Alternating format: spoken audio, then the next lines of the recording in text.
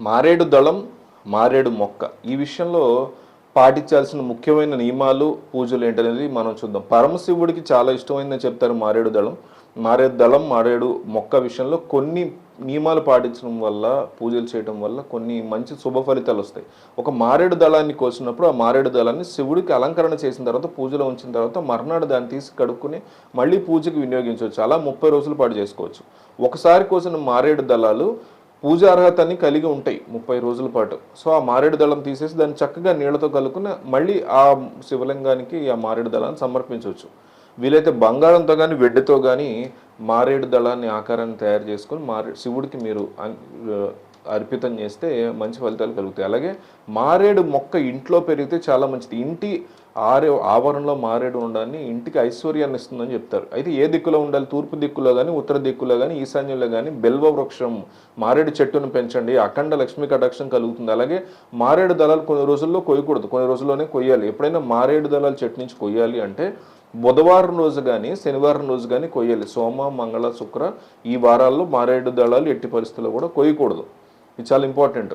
అలాగే ఆరుద్ర నక్షత్రం వచ్చిందనుకోండి ఆ రోజు కూడా మారేడు దళాలు కొయ్యకూడదు.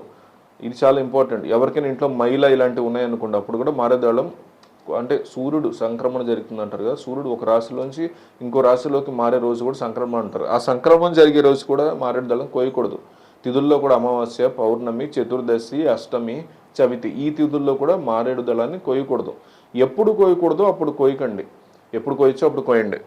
ఆచార్య మయూఖ్యం అనేటువంటి ఒక గ్రంథం వల్ల గ్రంథంలో చెప్పినట్టుగా కింద పడినటువంటి మారేడు దళాన్ని మనం కొన్ని పూజకి, కానీ మారేడు దళం కింద పడినా కూడా కొన్ని పుష్పాలు పూజకి పనికిరావు కింద పడితే, కానీ మారేడు దళం కింద పడినా కూడా నీళ్లతో కడిగేసి శివ పూజకి వాడుకోవచ్చని ఆచార్య మయూఖము అనే ఒక ప్రామాణిక గ్రంథంలో చెప్పారు ఇది.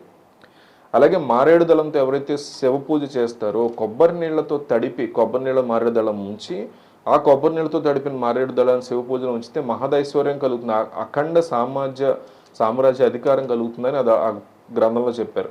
అలాగే చిన్న కుండీలో మారేడు దళాన్ని పెంచుకొని అక్కడ ఒక పార్థివ లింగం, మట్టితో చేసిన శివలింగాన్ని కనుక ఉంచితే శివ అనుగ్రహం కలుగుతుందని చెప్తున్నారు.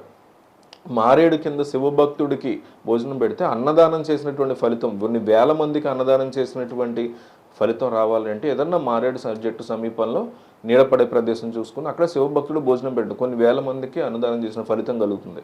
మారేడు చెట్టు కింద శివప్రియమైన రోజుల్లో క్షీరాన్నం కానీ, నెయ్యి కానీ దానమిస్తే ఏ జన్మలో కూడా దారిద్ర్య బాధలు ఉండవు అని చెప్తున్నారు. శివుడికి ఇష్టమైన రోజులు అంటే మాస శివరాత్రి, సోమవారము, ఆరుద్ర నక్షత్రం ఉన్న రోజు, మహాశివరాత్రి, ఇవన్నీ శివుడికి ఇష్టమైన రోజు. శివుడికి ఇష్టమైన రోజుల్లో మారేడు కింద ఎవరికైనా క్షీరాన్నం అంటే ఆవు పాలతో చేసినటువంటి పొంగలి దానం ఇవ్వండి. అలాగే ఆవు నెయ్యి దానం ఇవ్వండి. అలా దానం ఇస్తే ఈ జన్మలోనే కదా ఏ జన్మలో కూడా దరిద్రులు ఎవరు ధనవంతులుగానే ఉంటారు అని ధర్మసింధు అనే గ్రంథంలో చెప్తున్నారు.